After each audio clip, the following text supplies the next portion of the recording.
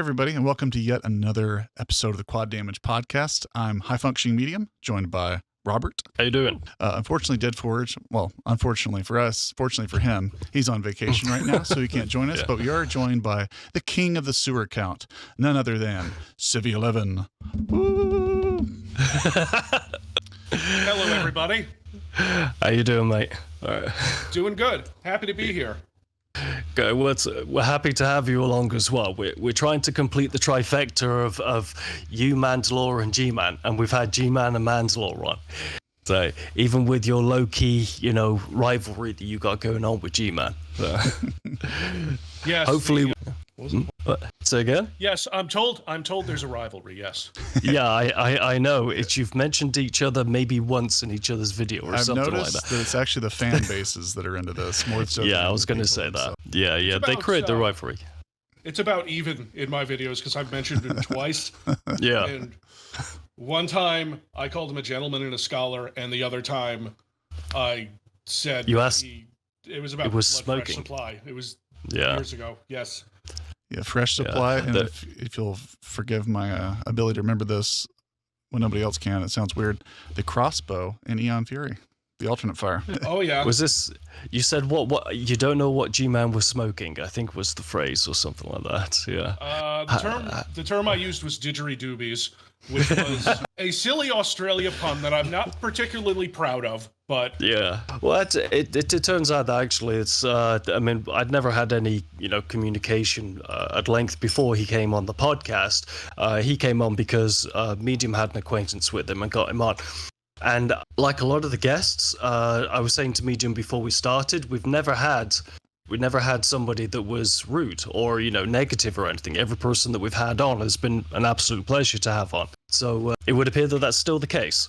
I haven't spoken with you at length, leading up to this. Yeah. Okay. Right. all right, I can do this. I can turn this into a drama podcast. Oh right. Okay then. Dish.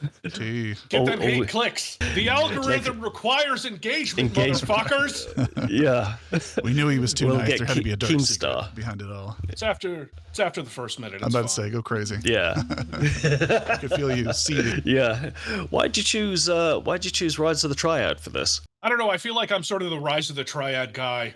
It's not a perfect game, but Yeah. it's fun. It holds a special place in my heart. It's one of those Yeah. games that I played as a child where it was one of the weirdest things I'd seen, and it was just sort of when they were calling them Doom clones back in the day. That was true of a lot of stuff, but Rise of the Triad was just way different in tone, Yeah. where it was funnier and weirder, and it had, like, Doom was trying to scare you a little bit. Rise of the Triad, not so much. Rise of the Triad was like, here's 20 different missile launchers, Yeah. blow guys up, their hand flies off, giving you the middle finger, and when you're like a child up to about 12 years old, you're pretty immature. You think that stuff is awesome. Still I mean, do. I still think that stuff is awesome. Yeah. The Doom clone era didn't really last that long, because of course people started calling them first-person shooters and stuff. But I remember even back then when I was a teenager, I always thought the term Doom clone was a bit strange because each game wasn't really a clone. It was just kind of a game made with a first-person game, made in an engine. That they were all still very different. Rise of the Triad is very different to Heretic. So it's and that was a Doom clone as well. Yeah, As a it's more franchise. like- don't they usually quote that to mean not necessarily pejorative, but like to be level based and to be all about it's all about maps and levels and kind of having a gimmick or a theme for each. Yeah. And it segments out, it stops, then the idea starts over again. There's kind of a thing. That was usually one of the common, foundational things I thought they were referring to, more so than saying this is just a straight up copy. It's more like the structure is very similar to it, even if you iterate within it. Yeah. Doom clones. Well, Doom clones pretty much the term I think died off when Quake came out. I don't remember if there were any Quake clones. People weren't using the term back then, I think. But Quake changed the game, to use a crass terminology. It is true. Once Quake came along, there was no turning back. The world had changed. But Yeah, the genre had kind of defined itself by that point. Exactly. Yes, exactly. And even though you get games that are nowadays, what's the word I'm looking for? Like GC Doom games. GC Doom games are always seen as being Doomish games, but in reality they're not. They just happen to use the same sort of engine. You can't really call it like Unreal games nowadays. You can't really say that they're Unreal clones just because they're using the same engine. You know, every game is created, differently. But what are your thoughts on the new Doom game being very, very Quake-like? I feel like that was a natural place to take it, because I remember when I was playing Doom 2016 the first time, and I was noticing how the jumping and the verticality worked, and I'm like, it feels like an evolution of the movement that you had in Quake games. Yeah. I think at the time I was thinking it was somewhat closer to Quake 3. And you hadn't seen that for so long in like a AAA shooter. So really, when it comes to that kind of I guess Doom Eternal switched it up a bit. Doom Eternal refined on that movement a lot more. I'm curious to see how Doom the Dark Ages does. Doom Eternal is I don't know if it's formally classed as such, but it is quite a movement shooter, not on the level of your Turbo Overkill or that sort of thing. So you saw some of the previous episodes that you were mentioning that you were watching of the show on there. Were there any points that were raised within those episodes that you disagreed with? You were like, you know what, you guys are wrong. No, I try not to get that heated about other people's opinions on the internet. I would never get anything done. Yeah, you kind of have to dial things back, don't you? And I've tried just kind of posting stuff, but not really engaging with the responses if those responses are negative. I think the only time you really, even when you respond with something factual, for example, I was playing, just before we recorded this episode, I was at my PC and I was playing Shadow Warrior 97, Fear 1 and Fear 2. Now I could go on Twitter and I could say I actually preferred Fear 2, and people would just jump in with abject "fuck you, bitch, what the hell are you talking about? Fear 1 is a goddamn classic, motherfucker." The idea that I may actually prefer a different game to what is the classic game, is just indication that people feel that they have to correct you rather than just appreciate that you have a different opinion. I can't imagine what a person with your amount of followers would be like, what your inbox is like, constantly people talking, on what you're saying and that sort of thing. But more power to you if you're able to filter it out. It takes a big man to do that. But I couldn't do it. Oh, most people are actually pretty cool about it. Yeah. Question: What got you started? I've been following you since you did your Heretic video, I believe was the first one, because I've been pining for years for a new Heretic game to come out. So I'm like, I watched all of them, and it was back when you were doing the Pro Doom and the Pro Blood and that sort of thing. God knows how long ago it was, but that's how long I've been following you. So what got you actually into it? I mean, where's the origin of the term Civvie from? Oh, well, originally when I was thinking about doing a show, just a random YouTube show, because I went to college, learned video production to an extent. There were some things I wasn't very good at in the beginning. If you listen to any of those old videos, you'll know. But I'm working a shitty retail job, and I think, why don't I use my college degree for something? Yeah. So originally it was, I think, around 2014 where I had an idea for a show, and it was a show about a guy who was named Civvie, who was like a weird gun nut who played first-person shooters and pretended to be a tough guy. Yeah. And I remember starting to do that. And the first episode I did was I started production on the first episode, and it was about Carter 7, which eventually ended up being the first episode of the show proper when I sort of retooled everything. Yeah. And I remember I had gotten my camera out and I was doing the thing where I sat in front of a desk and talked about things and it would cut away. And I remember rewatching the footage. I'm like, this sucks. This is boring. This is just a guy, and he's just he's showing clips of a game and then stopping and making a joke, showing another clip, stopping, making a joke. Yeah. And it was very surface level and it was very boring. So I sort of scrapped the idea for a few years until I came up with sort of a different idea. I wanted to do what I had sort of called it in my mind was a Channel Awesome show from hell. which was I had watched those when I was in college. I'd sort of fallen out of sync with that stuff.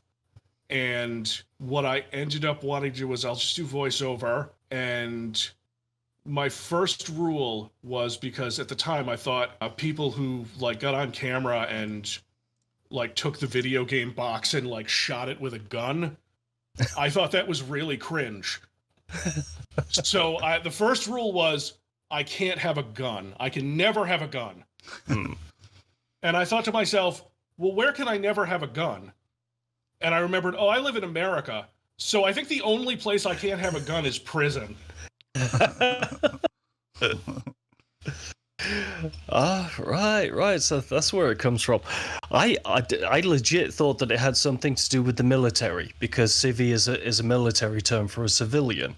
I mean, originally it did, because that sort of original character from the first iteration of the show was a guy who wanted so badly to be in the military. You know, he wanted to handle guns and be a tough guy and shit. And that is where the Civvie name came from. And I was working with it for a while before I came up with, I'll make it so that it's a sort of nickname regarded to a prison number, Civvie11. Yeah. Oh well. Are you ever gonna show any of the other prisoners? Civvie12 or something? You know. Show any of them? I don't know about that. I've had Civvie18. Who's a fun gentleman who eats people. At least he's passionate. Katie, the editor, is Civvie16. Ah, right. Okay then. Yeah. So Katie's obviously a returning character in it. I always thought Cancer Mouse isn't in it enough. I find Cancer Mouse to be your most interesting character, because he reminds me a bit of Deadpool in that he's just a lovable idiot. You know, and everyone just thinks he's an idiot, but actually he's just a very nice guy. He's mostly a troll, which I think that gets lost on some people, because they think that he thinks that what he's saying he doesn't take very seriously. Yeah. And he just exists to be kind of a nuisance. I think in the first episode where he shits right on the desk, these little glowing green turds. Yeah. I thought I should establish the character, and I don't bring him back too much, because I try not to bring him back unless I've got like a joke. Yeah. Which is kind of my rule. It's like I don't like to bring extra characters in and get away from the gameplay unless I have a decent joke. Which people will argue what is and is not a decent joke. But But it's interesting that you say that it's a show, because it's the only one that I can think of that isn't kind of a review type show. When you look at the other people that cover, you know, our genre, G-Man, as we spoke about earlier, Mandalore, Trav, their videos are like they're broken down into, you know, the different categories they want to discuss. But yours is almost, I think that it's almost like it's a walkthrough. It's a condensed walkthrough of the game. You cover like your journey through the game, rather than talking about the individual elements of it. But I mean, what's your process in terms of how you actually create a video, and how long does it take to create a video? It takes forever. They're very complicated, dude. No, well, not forever, but like usually what I do is pick up a game. I will play through it. I'll take notes. I'll craft up a script with those notes, record a voiceover, and just sort of when I structure the episodes, it is trying to be a little closer. I do like doing it sort of linearly based on how the game progresses. Yeah. Because what you can do is sort of surprise the viewer with what's coming.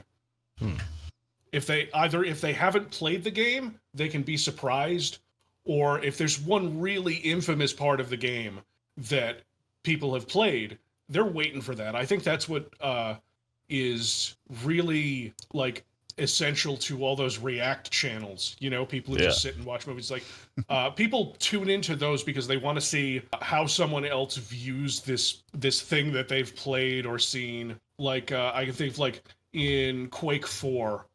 If you were I knew that was the example you were going to use. Yeah. I had another one for movies, but we don't do movies on the channel anymore. It's not worth the effort.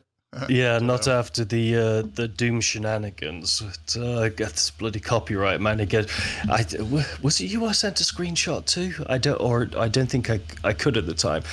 With the other channels that I have, one of them's a TV channel, one's a film channel. I stopped working on them purely because of copyright. And if you were to look at my monetization videos, as like you look at your YouTube dashboard and it lists all of your thingies, and then it lists whether it's monetized or not. Like literally of the 30 that was listed, about 25 of them got copyright claimed.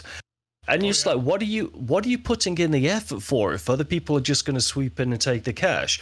Yep. Are you going to fight Universal in court? Of course you're not. You know, video games seem to be the only one where people weren't being outright dicks about it and just claiming all of the footage. You know, the publishers and devs seem to have got cotton onto the fact that we are doing marketing for them, basically. So you know, why would you be unless you're Nintendo? Why would you be a dick about claiming this stuff? You know. Well, video games are a little harder to claim because YouTube has a system of bots for a copyright where they'll automatically detect something because they have a million movies in their database now. You know, they're saddled up with Google, so anything on the Google Play Store, they have scanned for that content and they can find it, which is basically why doing movie reviews is next to impossible, and why a lot of movie review channels, you'll see they have sponsors because they have to. Yeah. The whole, like, I have of the movie review videos that I have, I think 3 of them still have ads on them, which are the Sin anime, which makes sense. I don't think anyone's going to copyright claim that. The Max Payne movie. For some reason, everyone forgot. I think it's because everyone forgot that Even existed. they want to forget about it. They're like, I don't even want to remind anyone that we made that. Just leave it alone. Don't go ahead. If there's a movie that embarrasses Mark Wahlberg, you know, there's got to be... Yeah. Didn't Scott Miller just tweet about that literally today or yesterday or something? Yeah. Yeah, saying it was a demoralizing experience watching it or something, disappointing. It would be. When you compare it to the game, it's just like, it's not even related to the fucking game. You know, it's its own thing, essentially, just skirting on the IP, you know? Yeah, that always baffled me about the Max Payne movie. And one of the reasons I remember making the video was like, you were handed a 3-act story on a silver platter from this game. It's not like you're adapting Mario, where you have to make sense of, oh, how do we shove mushrooms into this? How do we get a big dinosaur into this? You know, it's just guy, cop, all of Max Payne's sort of influences are already from film. Yeah. It's film noir, it's Hong Kong action. You could just smash those things together. You could have fucking Sam Lake write it, and he'd probably do it cheaper than anyone in Hollywood. Yeah.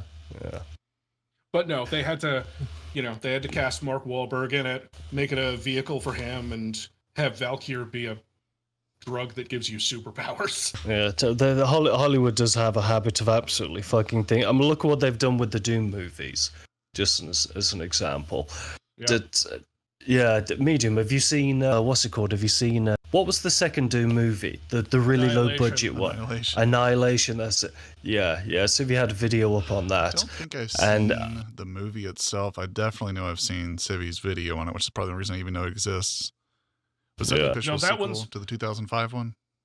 No, it's kind of unrelated. I don't think they don't mention it because they're in the 2005 one. They're not demons; they're mutants because Resident Evil was popular at the time at the box office. And in Annihilation, they are actually demons this time.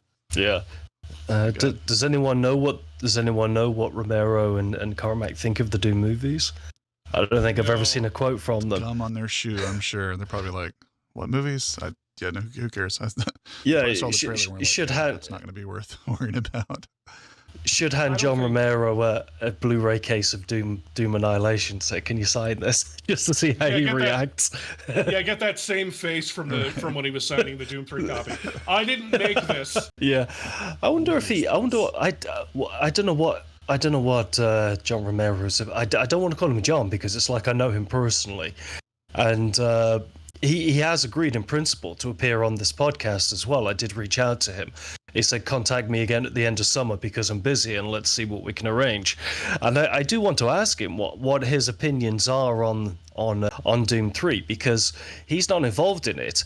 But I do think that Doom 3 is an objectively brilliant game. Kind of no matter what approach you take from it, it is still a brilliant game. You know, I don't get the hate for it, other than the shotgun and the flashlight, which I can understand. You know, it's very kind of opinionated about that. I played Doom 3. I thought that it was amazing, and I played it at 30 FPS on a fucking NVIDIA Shield, and I still came away thinking it was brilliant. Yeah, I thought it was brilliant. What year was this? The NVIDIA Shield first came out. Was it the last model that they did? They haven't updated it since their 2019 model, I believe, which is what I still have. 2015, I believe it was. And because it's an Android-based device, Doom 3, Half-Life 2, and Metal Gear Rising Revengeance could be played natively on the device. And that's how I played those 3 games for the first time. And Half-Life 2, I was like, that was fucking amazing. And I probably played it at 20 FPS on that thing. I still have not played Half-Life 1, though, because it just doesn't interest me. Oh, the funny part is that Half-Life 2 kind of ran at 20 FPS and everything, but a computer knows. Yeah. It was kind of that experience. So. Oh, my God, Back in 2004, when I remember I played Doom 3 and Half-Life 2 on the family computer, which it wasn't top of the line, but I remember we had like an NVIDIA card with 128 meg of RAM on it. Oh, Lord, sexy. Doom 3's minimum requirements, if you wanted to play without all the cool shadows and stuff, was 64 meg of RAM. Yeah. So it was pretty decent, actually, for what it was. Oh, yeah. Doom 3 was the best-looking game that had ever come out at the time. Yeah. I was so excited to get that. It was, I think it was August of 2004 that Doom 3 came out. It was like early in the month, and I remember I was getting it in the mail. Like, I wanted to go home and play it. Yeah. I used to work at an electrical store, and it sold games there, and I remember seeing Doom 3 on the Xbox. You know, the image of the Hell Knight, you know, screaming at the player, the camera. And it just looked like the hottest shit. And I just wasn't into video games around that time, but I remember looking at it thinking, that's something that could get me going. And instead, I ended up playing stuff like Shadow of the Colossus and stuff as well, which is still an absolutely amazing game, of course, by itself. But the first-person shooters, I personally didn't really get into until Dusk came around. It was Dusk that really convinced me to be not only a player, but a PC player. Because it was Xbox before that. I even dabbled with Stadia. But it was really Dusk. I was like, let me sit down, let me learn mouse and keyboard, because I was shit at mouse and keyboard. And Hrot was the first game that I ever beat with a mouse and keyboard. So I have a lot to be thankful for, you know, in terms of the thingy. I'd like to play Phantom Fury, but everyone says that it's really bad. So yeah, don't play Phantom Fury. Oh shit, my lights. What the hell? Yeah. Oh wow, nice mood lighting there. You can see my titties like this. Nice. I'm into it. Yeah, because Ion Fury. Yeah.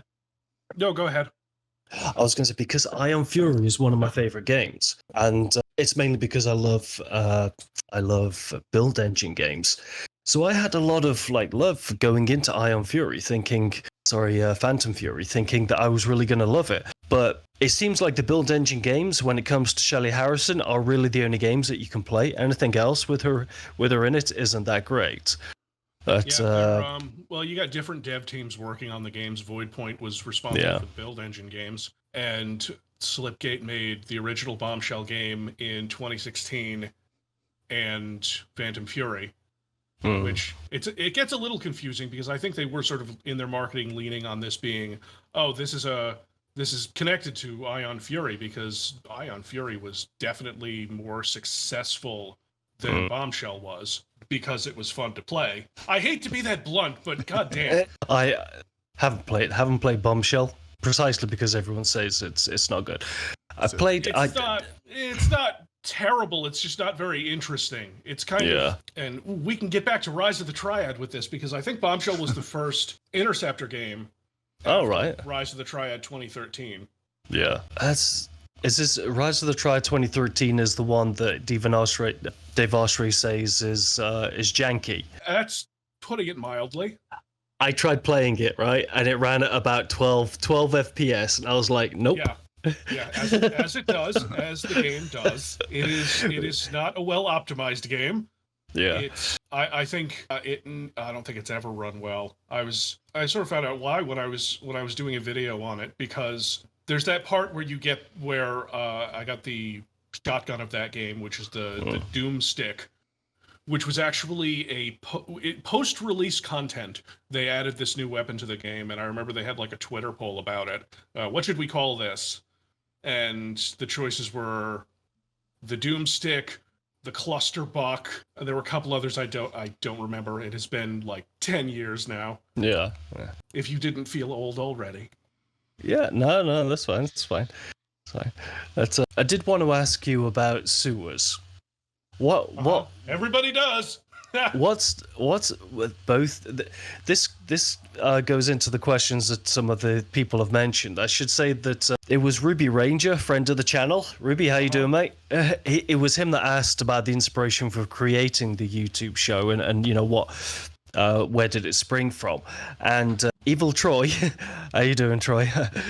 He's asking what was the first sewer level that you ever played? Oh, first sewer level on the channel. No, worst sewer level. Maybe I did say that right. Worst sewer level. Yeah. That's a tough one. There are a lot of sewer levels that are just... What are you on right now? In terms of, is it 123 or something? Oh God, no, it's like 270. let me check, because I wrote a script the other day for the next video. I know what it is, Doom but I expansion, promise not to tell. Legacy of Rust. Yeah. It's okay, I told everybody. Ah, right, okay. I think at the end of this video, it's up to like 270. Jesus, man. Well, that's artificially inflated, because there were some videos that, you know, like it went up by 100 for the Dark Forces video. Because of Anote City, that fucking level. Like, I love Dark Forces, but that level just sucks. Just deliberately confusing pain in the ass. Dark Forces is the recent Night Dive remaster. That's the one that they did, right? Yep. Yeah. So, goddamn, those guys are so good at what they do. I don't know where they find the time, but I'm really glad that they were able to do Dark Forces. Yeah. But the worst sewer level is, I just want to say it's Operation Body Count, because of fucking Capstone. What, the Pinnacle? You're disrespecting the Pinnacle? I do disrespect the Pinnacle, and let me tell you something. I went to an antique store about a month ago, just because I'm old, and that's where you get retro. Retro tech is now in antique stores, and among just buried with a bunch of Star Trek memorabilia was a boxed copy of William Shatner's Tech War. Oh. And I had to have it. It's sitting behind me in my office now. I needed to have something from the pinnacle of entertainment software. Yeah. What, they didn't have, was it Witch Haven or something they did as well? Was it them that did that? No, but I did find a copy of Witch Haven in the Salvation Army store once and picked it up. So I do have a CD copy of that. So I do now own 2 physical copies of Capstone games. Yeah, you're gonna end up like Lazy Game Reviews, where he's got like the whole shelf of all of the old games. That guy has an amazing channel as well. Him and Frame Rate are, I think, are 2 very, very good YouTubers as well when it comes to covering older stuff. With speaking of Night Dive, of course, are you hoping on them to do a particular? I think I've already said Heretic. But are you like hoping on them that they'll bring something that you'll love? You know. Back from the dead? They already have. They did Rise of the Triad. It's ludicrously good. It is, like I said in the video, it's way better than I ever expected to get from Rise of the Triad. But, you know, you have that team, you have Night Dive and New Blood and Apogee all working on this thing, you know, digging up all of the old, like, replacement sprites, because originally they had variations for the enemies in Rise of the Triad. Like, they had female versions and different male versions, but they couldn't put them in the game when it came out because of RAM limitations.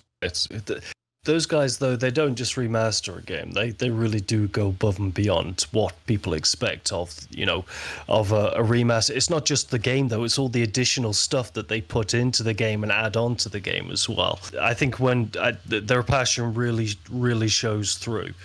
But yeah, I am waiting for that Heretic one. And Quake is another game that needs to come back. Medium, was it you that said that you thought that the Doom the Dark Ages was basically, it felt like they were trial running a new Quake game? No, I'm sure it was you. Everybody keeps saying. I mean, I guess Eternal made it pretty clear that they were incorporating that Quakey type movement. It's much more vertical than Doom, which is usually very horizontal and just strafe based. So I guess that's where it's been trending in general, which is why everybody's saying it. I'm not quite sure why everybody assumes that just because it looks like a little bit darker shade that it's automatically Quake. I think that they're projecting a little bit. Yeah.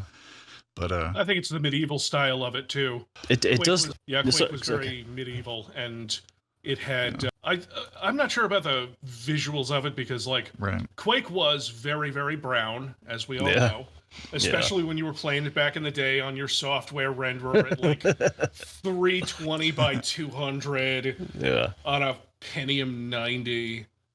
Good times. Oh yeah, it was. They were times. Yeah, I played when Night Dive remastered Quake 2. I'm not a Quake 2 fan. I'm one of those people that would have preferred just a follow-up to the Lovecraftian one. But I really did love how Machine Games, when I played that remaster, tied in the Strogos mythos to the first Quake game. And I'm wondering if something similar is going to be done with Doom. How, the Dark Ages would be like a soft entry into the Quake mythos. They'll introduce, the what's called Quake or someone into that. So I am curious to see how it goes. I didn't like the look of the Dark Ages when I first saw it. I was like, I don't know if I'm on board with this one. The game just doesn't need to exist, Everyone wanted. What did you send me? Fucking industry get off and going dragons, razor blade shields. What is this shit? I don't need this. Like, why do you play video games if you just want to? What more could we ask for? Is my question. Personally, I've never. I think that Doom Eternal went a little over the top with stuff like that. Like, especially when I think it was Tag 2 where. You get the dragon riding a dragon around it. I'm like, the wolf I know spear. Doom is over the top, but it's a lot. I don't hate it by any means. I certainly respect Doom Eternal. Like, I prefer the classic games, obviously, but you will never catch me saying that Doom Eternal is badly designed. No. If it's an id game, the worst you're going to get is this is pretty good. It's like Rage. Rage is probably the worst, let's say, modern id game. Let's not count like Hover Tank 3D or something. Yeah, Rage. I thought Rage 2 that wasn't made by id, but I believe id were involved in like the combat or something of it. Are you talking about? No. Rage 2. Oh, sorry. I thought you were done with the old game. Yeah. Go ahead. No. The Rage 2. The only good thing about it was the combat, but the combat was exceptional. It was such a great game when you were playing the combat, and I think I found out down the line that it was it that did the combat in that. So it kind of it makes sense, that would be the part that they would do, But I had heard that they were responsible for designing the weapons, and I remember I only played through Rage 2 once. Yeah, but I'm like, that makes sense. These are kick-ass weapons, totally id weapons, unless you count the Doom 3 shotgun. But let's not get into Doom 3 shotgun discourse. Plenty of that on Twitter already. Every month or so, it comes back around. Trying to find a new angle. Yeah. Oh, Civvie, while we're thinking, before we leave the sewer topic entirely, I thought it was fortuitous that I found what has to be the worst sewer level I think I've ever played. I think it took me several hours to get through while looking at a walkthrough and just edging forward as I watched the walkthrough. Hellboy Asylum Seeker, Chapter 4. There's a Hellboy game. I'm guessing this sounds very... None of the Hellboy games are regarded highly, and this is regarded the lowest. And that may be a big part of it. Jesus. Okay. Yeah. Send me a link to that. I want to see I will do it, yeah. Cool. I'm a bit of a connoisseur of trash games. Dude, it's something else. It starts off strong. I'm like, people are being a little hard on this. And I'm like, oh, okay. Yep. Mm-hmm. Yeah. We were on a cool. Nope. It's always when they drop you into some goddamn sewer level. Mm-hmm. Yeah. Speaking of SEAL levels, so mentioned before that the response to these questions was somewhat overwhelming. That we were worried that it would kind of take up the entirety of the podcast. So, Civvie, if it's cool with you, if we can put some of these questions to you and get the kind of the Civvie response in terms of what people are thinking out there. So we have a little segment called Question Time, and I'll put up the little Question Time opening now. And so the first one, I've already mentioned it. So Ruby Ranger asked what was the inspiration that led you to creating your YouTube show. Yes. But there was a second part of it that I don't think I asked, and it was what influences did you draw from initially? So in terms of style, I know you gave the background in terms of how you created the story, but how did you come up with like the visual style of it? How did you come up with the characters? Where did they come from? When I was coming up with characters, I think it was when I started the show, I was working on the first 3 episodes at once because I thought if I'm going to do a YouTube channel, I'll have a release schedule. I'll have 3 videos done when I upload the first video. Didn't quite work out like that, but never does. Yeah. And I remember getting into it, and I'm like, I don't have any voice actors. And I am not an actor. I am not good at that. And I didn't want to call anyone. I'm like, I'm going to make a no-budget show. So what can I do? I can make my voice sound robotic. And I'm like, okay, I got these 2 robot characters. And while I'm doing this, I'm like, wait a minute, isn't this just Mystery Science Theater? Yeah. And I said to myself, well, yeah, because what I'm doing is making sort of a hacky internet review, or I was trying to make a show where I could discuss sort of more granular details of games that you don't always see discussed. I didn't want it to be what I called a stop and riff show, like I said before, where it's a clip, a joke, a clip, a joke. Yeah. Like I wanted to get deeper into stuff. And so I decided, okay, what if the robots aren't his friends, they hate him, and they torture him? And I thought, yeah, all of these people, when they really like to exaggerate a performance about how much they hate these terrible games. And I'm like, okay, so what if the games aren't the torture is the torture? Yeah, just to go way over the top. And I remember I had talked to a friend about this, and they said, oh, you might be making this a little too dark. And I'm like, no, it's not dark enough. Right. You gotta tase his balls. I think it's gotten to the point where you make a joke in your show and you know that someone in the background is going to be like, Civvie, you can't say that, and you're going to hear like an electrical discharge.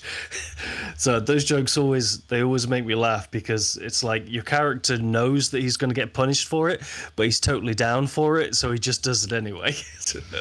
I like to sometimes imply that he's secretly a masochist and enjoys it, but then it just has to go way over the top to the point where there's no way you could possibly enjoy that. Yeah. I think there was a joke in, I think it was one of the early videos. I think it was in one of the Blood 2 videos where it's like, you're going to be sent to the flaying chamber. It's like, flaying chamber? Are you kidding? Just put a tarp down in here. So just trying to think of cold-blooded torture to do to someone. Oh my God. But that's one of the benefits of not being on camera and just doing voiceover is that I don't think I think it would be way too dark if I showed that stuff. Yeah, it kind of needs to be. Do you mean like I have the mind side in it? Yeah. Do you mean you as the person acting it out, or you creating it in what was the oh, you told me and I've forgotten what it was. I use Blender and Unreal Engine now. So. Unreal Engine, that was it. Yeah, you mentioned that you did it in Unreal Engine. Yeah, Medium. Do you want to do the next question? Yes. All right, we got a question from Danny's ad, and says, in regards to the fans, how has your experience been with them, and did you have like any cool story or two that really stood out to you that was like a really positive experience that you've had with a fan? Oh yeah, God! Anytime the community like comes together for something, it just immediately restores my faith in humanity. Like a couple of years back, the Discord had a Doom mapping contest. And I remember playing through all of these and I'm thinking, these incredibly talented people watch my bullshit? Yeah. Well, they watch it because it's an entertaining show, but it's in regards to the mappers, I was I was watching 2 nights ago, just before I left to go on this thingy, I was watching Doom mods, and specifically there was one called Lullaby, which won a Kako award, and it is an absolute work of art, these Doom mods. And I'm watching it thinking, these people release this stuff for free. You know, it's like this is literally a paid career that they could have using their talents, but they do it for the community. They don't do it because they want to get rich and famous and, you know, hobnob it with Phil Spencer and, you know, and what's it called, Tim Sweeney. And for us as fans to be able to see something like that and not be I believe that they should be financially compensated. You know, it's a shame that perhaps if they did a total conversion of it, so all the assets for Doom were stripped out or something like that, and then it could be released as a commercial product, much like Supplies or Age of Hell or something. I really feel that they should be compensated because they're too talented to be doing what they're doing for free. That's my opinion. Yeah. Yeah, I can see that. I mean, like, even the stuff in that community WOD contest from the Discord, there was one of those levels called the Haunted Mansion, which is just incredibly atmospheric and just a hell of a thing to play. And I swear, it was only a couple months that people were working on this stuff, and it just blew my mind. Yeah. What they were able to do. Oh, I very much agree. Very much agree. The next question after that was the worst sewer level that Evil Troy asked. So I'll move on to the next one, which is from Barnes at Builder Barnes. He's asking you, what non-FPS franchise would you like to see get an FPS entry, and or vice versa? Oh, I had thought about. I did read that question earlier, and I'm like, my mind jumped to Biomenace. Because I'm old. Like, you might laugh, but that's one of those games that I had as a kid, and it could have easily gotten the same treatment as Duke Nukem 3D, you know? It had sort of very similar setting, sort of similar hero to it. I think it would have been fun. But in terms of an FPS game turned into a non-FPS game... I know you like Metroidvanias. Maybe there's something... I do. Well, I've always dreamed of a Wolfenstein Metroidvania. Oh, okay. Like, imagine sort of a... Like, this is sort of heavily influenced by the Castlevania part of that term. Just think, you know, remember like episode 1 of Wolfenstein where you're escaping from Wolfenstein? Yeah. And it seems like it's pre-made for it. It's like, okay, you have 9 floors, but also there's a 10th floor that's a secret, and you need to do all of these things to get there so you can get the best ending. Something like that. And also, shooting Nazis is pretty much always fun. It's a universal thing, and I think though it's only that way because so many decades have passed. I'm sure back then you probably couldn't, you know, in the 1950s or something. Certainly in, you know, certain parts of the world. Perhaps the idea of shooting somebody based on their nationality may not have been a cool thing. But nowadays, I don't think there's anyone that doesn't like shooting Nazis. Even my partner was like, why do people like shooting Nazis so much? And she doesn't play FPS games. So it's what are your thoughts on the just while we're talking about Wolfenstein, on the recent reboot? Well, they're not recent, but the Machine Games reboot. No, the Machine Games, I think I like New Order and Old Blood a lot. I didn't like the gameplay for the most part in New Colossus was solid. I think I wasn't crazy about where they started you off in that game, where you were like basically nerfed because BJ Blazkowicz had just been destroyed at the end of the last game. It's been decaffeinated. You put shrapnel through the guy's head and then had him in a coma for 20 years. But then, you know, he springs right up and starts killing Nazis again. Yeah. But no, he got too hurt by, you know, Death's Head in a giant mech at the end of the last game. So now he's in a wheelchair, and we're going to basically give you a health penalty for a while until BJ gets, you know, he gets his head cut off. Spoilers for the New Colossus if you somehow haven't played that yet. I haven't. Sorry. If people watch Civvie, you might want to mute this. Spoilers. Yeah, no. I'm aware of the story because I've seen all the videos on it. But I've only played the Old Blood, which I thought was exceptional. It was such a good game. Yeah. And what was the New Order? I'm about halfway through halfway through the New Order, which is just as good as well. But everyone was like, you know, the new Colossus, it's kind of you got to be in the right mood for it. And certainly the one with his kids in it, the two twin girls. I've forgotten what it's called. Youngblood. That's it. Yeah, it's Youngblood. I played maybe 20 minutes of it. I was like, nah, fam, this ain't it, Chief. I still have not played Youngblood just because I've seen videos of it. I've seen. And what kind of game it is, I'm like, I'm not really in the mood for... Yeah. Because if I understand correctly, it's more open world. It has, you know, some RPG elements. I read something about how, you go to certain areas and the enemies just get tankier, and it's like, oh god, what am I going to play fucking Borderlands? Yeah. You know what was weird is that people blew up both of those things about the game being like just like the worst humor, so cringy, and then like the enemies resisting, like basically being impervious in certain areas unless you use the right ammo. And I could have sworn that I basically skipped some cutscenes, watched a couple. They weren't that bad.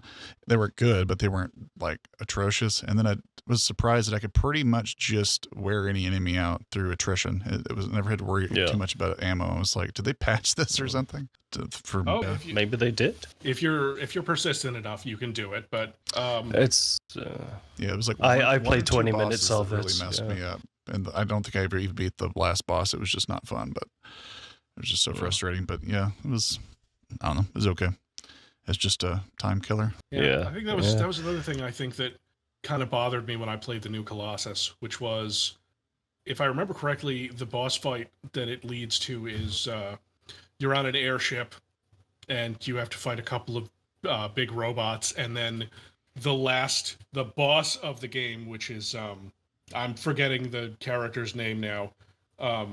She was the one you had met in the New Order, and you scarred her face. And she's just on a talk show, and the last part of the game is basically a cutscene where you go and just stab her and quote, "Twisted Sisters, we're not going to take it." And I remember making a joke about that. I think it was the Heretic 2 video where I felt that was kind of juvenile. I thought it was a little silly, but not like silly in the endearing way.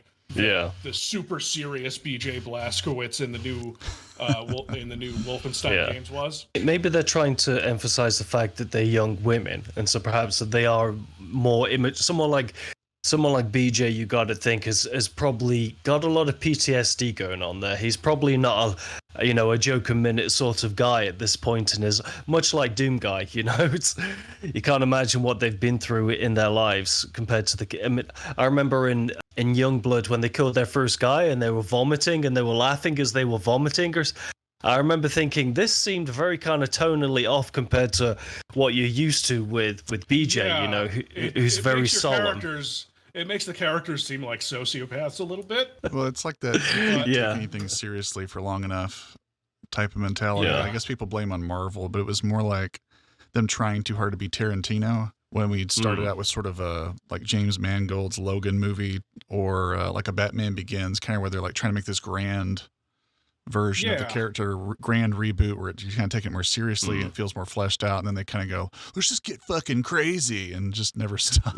It's like New Colossus, it did feel a little bit grindhouse towards, or for sure not authentic grindhouse, but like sort of revisionist grindhouse, the kind of thing how we thought things were in the 70s. Right. It's like that 2000s 2010s revival where everything was sort of fake grindhouse, like the girl with like the leg gun and all that kind of stuff. Planet Terror. That was such a cool movie. I fucking love Planet Terror. Like Summer Glau or something like that, or Rose McGowan or something. Where that movie was. It was Rose McGowan. Yeah, no, that's it. That's it. Planet Terror. It was released as a two-parter with what was the Kurt Russell one where he's the driver and he kills all the women. Death Proof. That's it. I thought Death Proof was underwhelming as a polite way of saying it, but Planet Terror I thought was absolutely friggin' amazing. It was just, and Machete as well. That was another one that if you loved that, so you've got to do that. Medium, do you want to go over number 7? Yes. Yeah. All right. This is an easy, quick one. Favorite color of ice cream, asks Just the Way It Goes. My favorite color of ice cream? What? Favorite flavor of ice cream. He said color. I was just about to say brown. No, anything with cookie dough in it. Cookie dough. Yeah. Cookie dough. Do you think it's got a bit of a weird aftertaste? I mean, obviously you don't feel that way because you like it. Maybe in England, where they have stricter food regulations, where they can't feed you delicious poisons, it has an aftertaste. But here in America, man, tastes great. It's awesome. Land of the free. Yes. Cookie dough, my face. There isn't. Yeah, that's the UK is. I don't have ground up cockroaches in my coffee. La-di-da, motherfucker. Yeah. I think of the last 2 days, I mean, you can see I got a gut on me. I don't usually look like this. This has literally gained over the last couple of days. I did nothing but eat and walk. And I think I spent probably about 200 pounds just on food in the last day and a half. And even today, as soon as we got back, we just ordered Burger King and sat on the bed just eating Burger King. And I was bloated to shit just from eating this morning as well. But, yeah, I mean, there's a lot of stuff that you guys have over in the US that I would actually like to eat, but we don't have it over here. Maybe one day. The anything specific, I could probably tell you if it's worth it or not. The one thing that I said before was that I tried Hershey chocolate and I thought it was the devil. I thought that was absolutely nasty as hell. But you guys really do, from my memory serves me correctly, really do a fantastic McDonald's breakfast. You have like 5 times the size of the menu that we have over here. I would love to have a Thanksgiving feast as well. We don't do that here.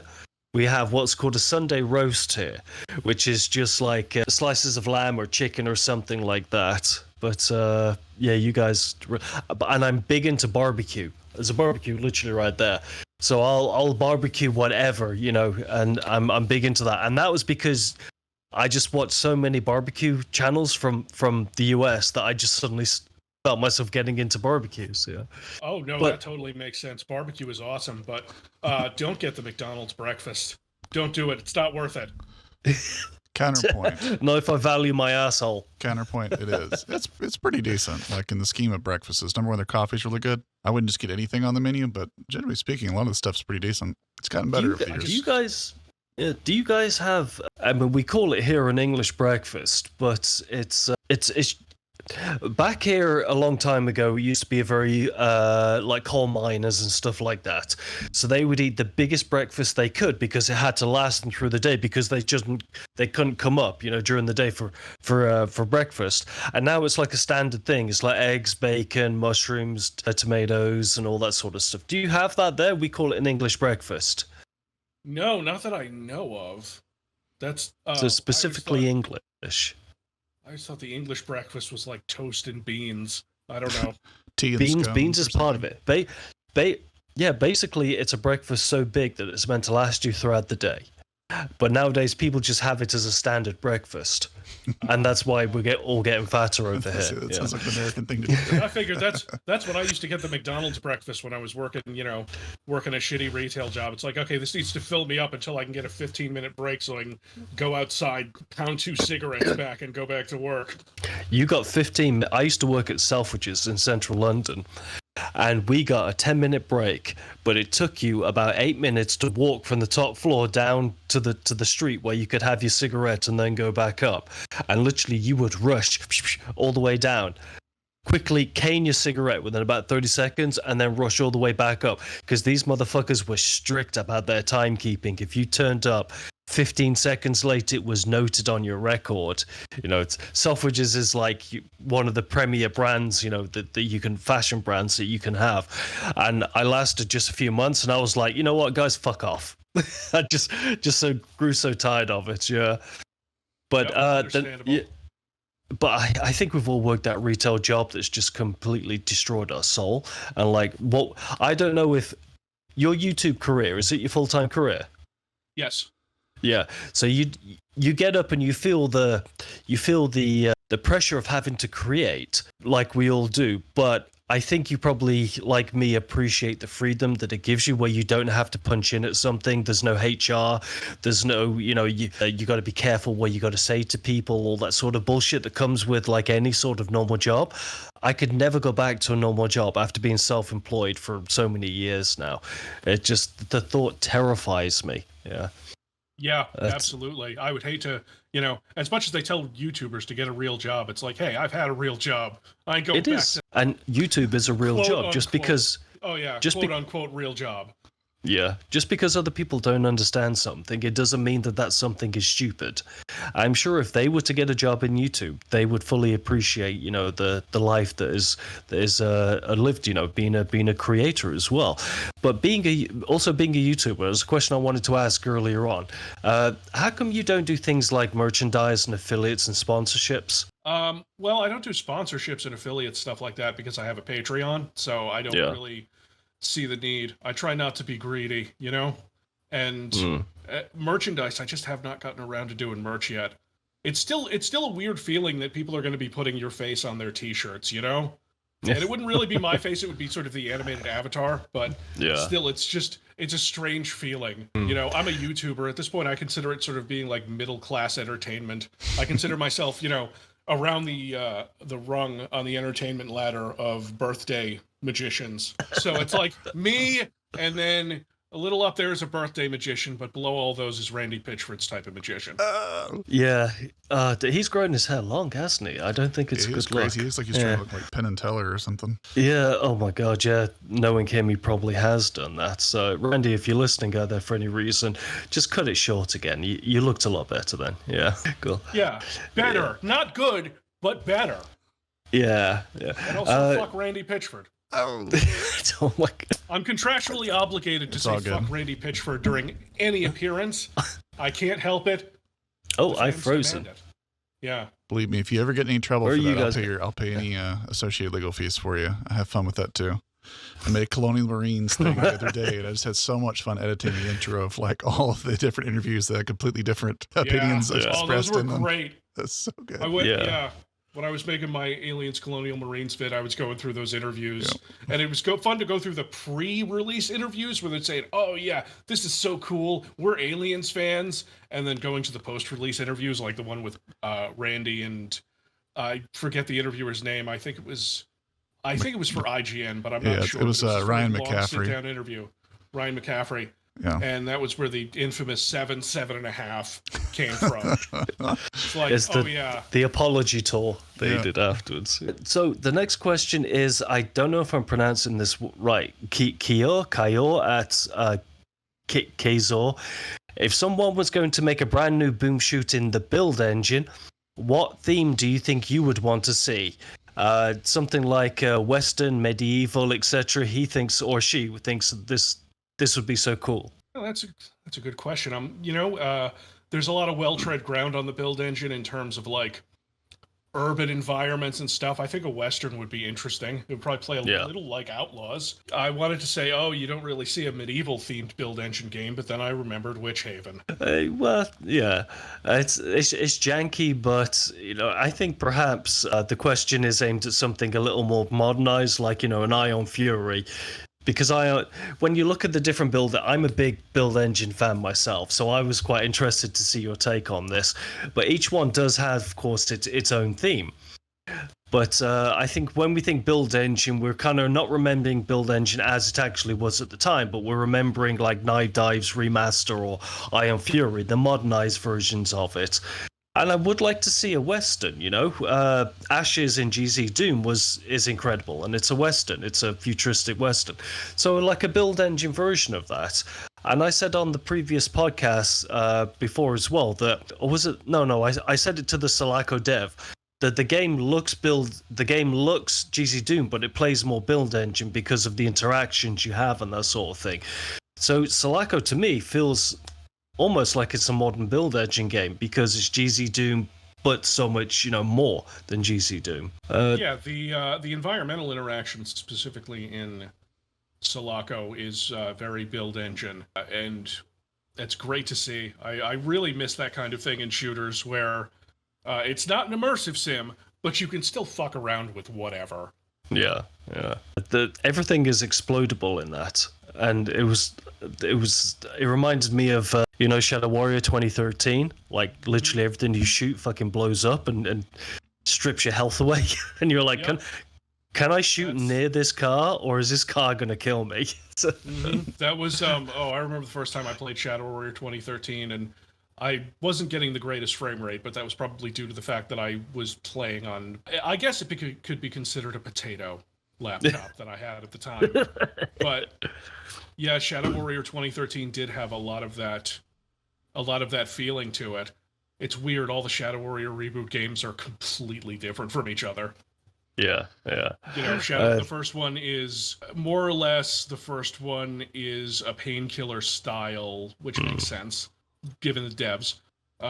Painkiller style linear kind of game, and the second one is open world with like proc gen environments to an extent, and then the third one is just very sort of Doom 2016 Doom Eternal, which I think people shit on it for that a little bit, and I don't really know why, because the reason it's more Doom 2016 Doom Eternal is just that DNA was already in the Shadow Warrior reboot series. Yeah. The movement in Doom Eternal is kind of like the movement in Shadow Warrior 2 with the air control, the dashing and such. Yeah, no wall running though, no me tasking or anything. I'm not a Shadow Warrior 2 fan. I still think that the first Shadow Warrior in terms of 2013 is the best one.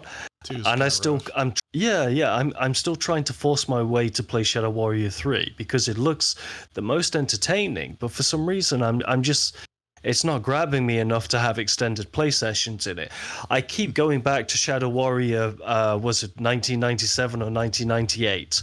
And to me, that's just eternal, to use the phrase in context. But that's because I'm a big build engine fan. Although with Night Dive's remasters, because they're made in the Kex engine, can you really call them build engine? I'm not exactly sure how the Kex engine works. I think the Kex engine is used, I think, sort of the way you remember how Bethesda did their ports of Doom, but they wrapped Unity around it. I think that is how the Kex engine works. Somebody explained it on Twitter that it was essentially like a layer that they put on top of the game, but that was kind of the closest wrapper terminology or something. Yeah. Oh, who was it who said that? If I can find it, I'll forward it to you. But Medium, do you want to follow up? Actually, while we're talking about remasters and remakes or revived series, what's a series that you'd like to see either a remaster or just a new entry in? I would love to see a remaster of, and again, I am old, Carmageddon. Wow. Carmageddon. All right, they did come out with a new Carmageddon game a few years back in like 2016, but it's a game that I absolutely loved from when I was younger, and it's still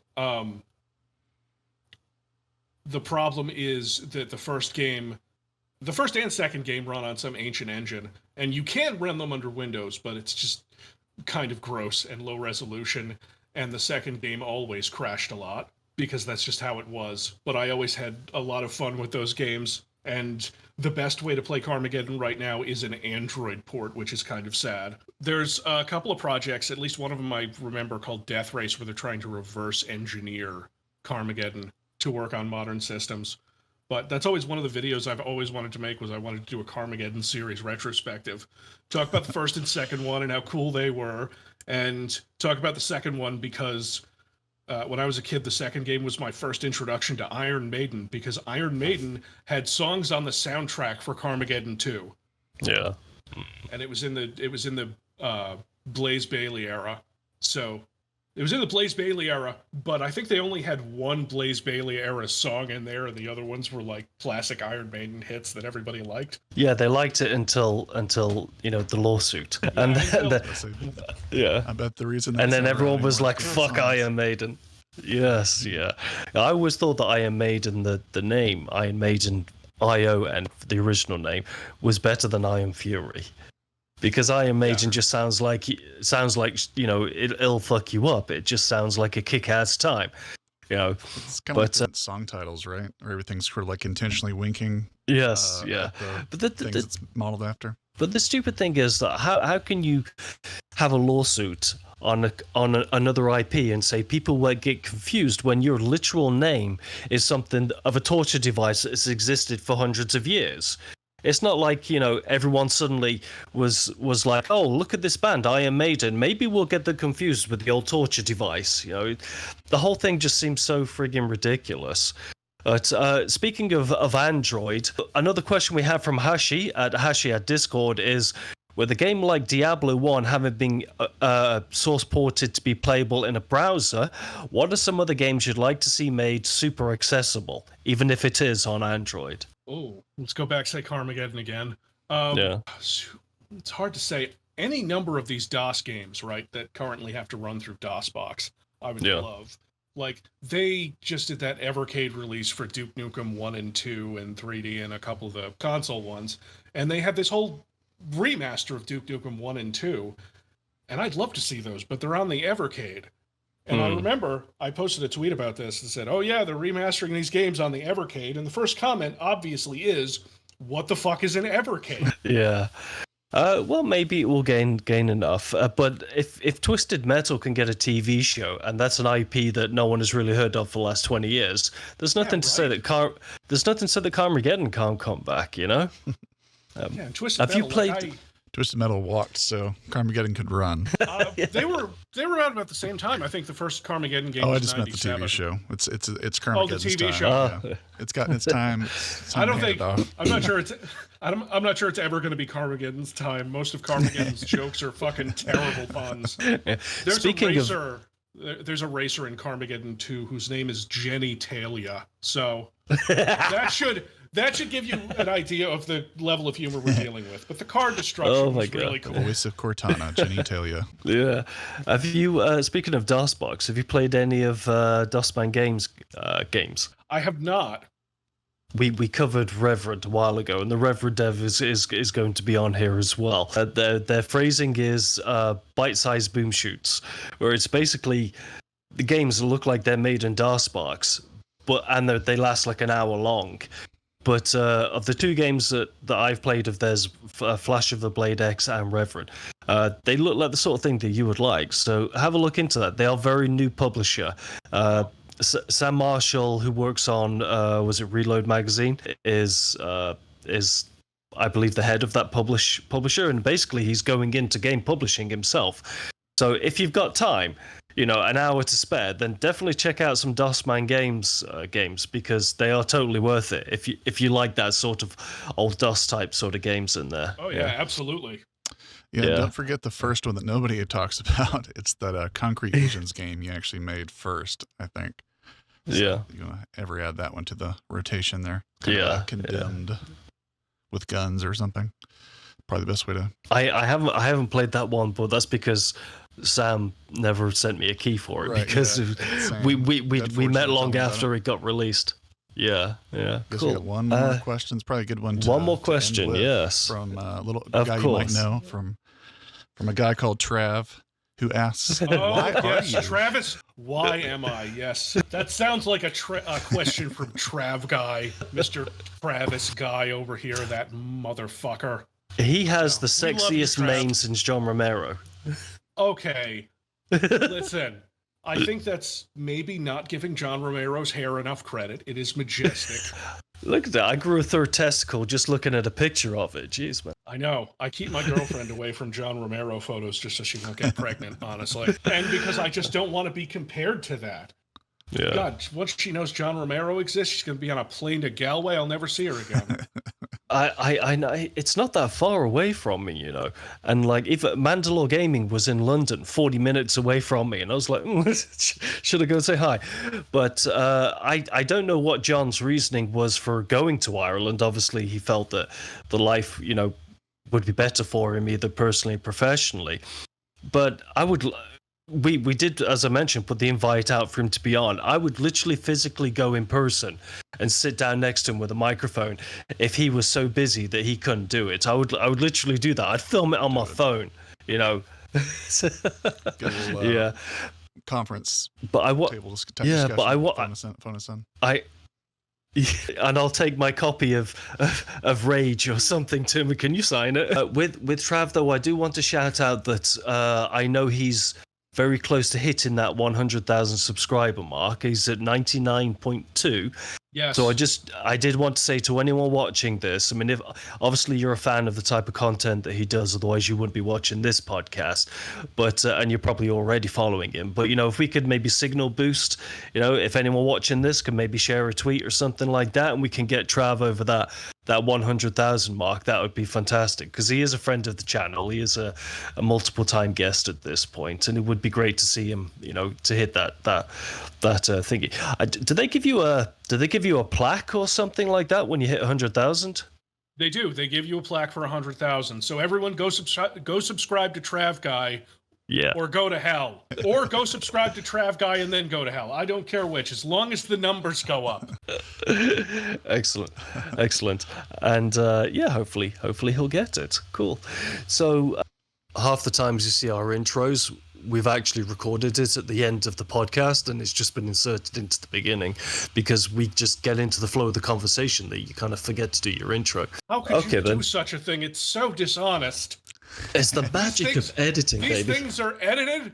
I thought that this was...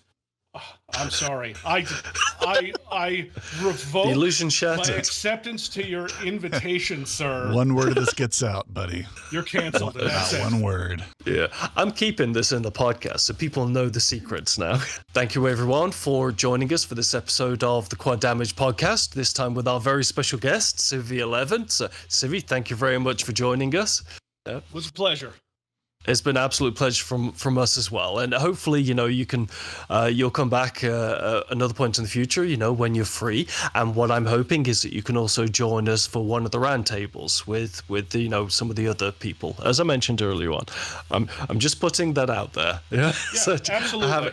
Have it in the back of your mind. Yeah. So, Medium, where can all of our viewers find you on the interwebs? Yeah, I'm at the YouTubes at High Functioning Medium, Twitter at High Funk Medium. Funk with a C. Somewhere else. Patreon, if you're so inclined. I think that's about it.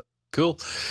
You can find me only on Twitter. It's at RobertYapp80. We do have the official Quad Damage podcast Twitter. It is still suspended, and I'm going through the appeal process, which it seems like I've said this for like a month now. I've been saying this in our podcast that they just suspended it out of the blue for no reason. So I'm posting everything related to Quad Damage from my personal one. So if you want to follow anything Quad Damage, follow me personally. Everyone probably knows, but where can everyone find you? Civvie11 on Twitter, Civvie11 on Blue Sky, believe it or not. Blue Sky? Civvie11 on yes, Blue Sky. I got an invite months and months ago, and I still kind of use it to put up videos. Some of the fans are very appreciative that I'm just not always paying attention to Twitter. Yeah. So I'll do it on Blue Sky too, and Civvie11 on YouTube. Excellent. All right, and thank you everyone for watching, and until next time, Keep on booming.